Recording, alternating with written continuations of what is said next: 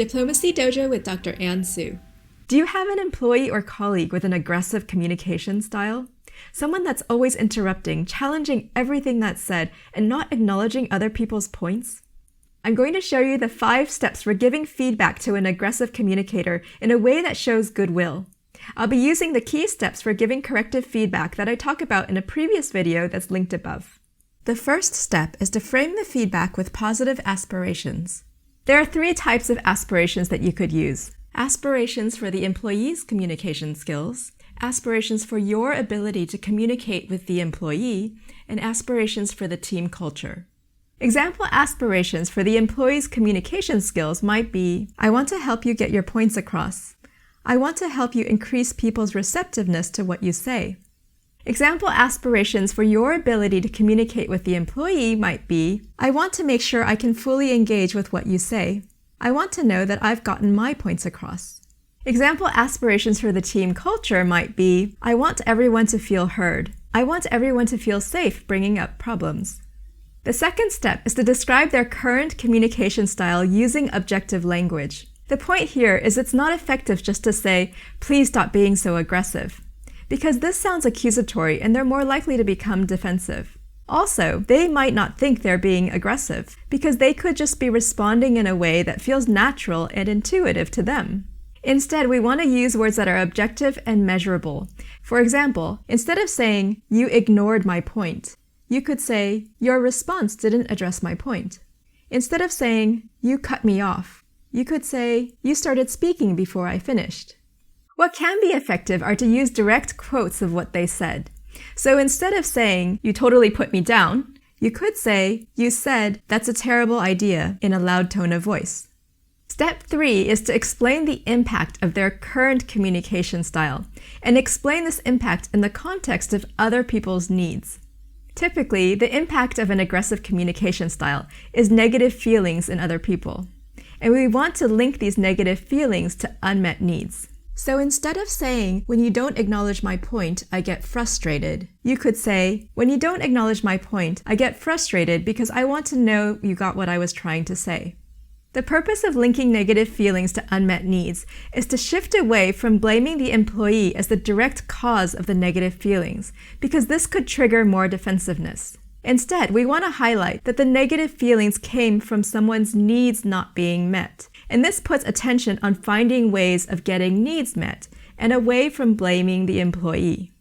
If you're talking about the impact of their communication style on other people, make sure you talk about this in terms of a possibility. You never want to definitively say that someone else had a particular experience unless they did directly say so themselves. So make sure you say things like, when you speak in a loud tone, people may get stressed because they want a calm discussion of what went wrong. Step 4 is to check in with them and acknowledge their perspective. Typically, people don't have an aggressive communication style just for the sake of it. They're usually responding to their own needs and feelings. You can say things like, what's it like for you? What's your perspective? They're more likely to be open to change if they feel like their perspective has been acknowledged. You can do this by offering to address their needs as well. For example, if they say, I'm under so much stress, how do you expect me to stay calm? You could say, I'm sorry you're under so much stress. Maybe we could have a chat to explore ways of managing stress and see if we could get you some support. I'd like to find a way where we can help you with the stress and also keep discussions calm.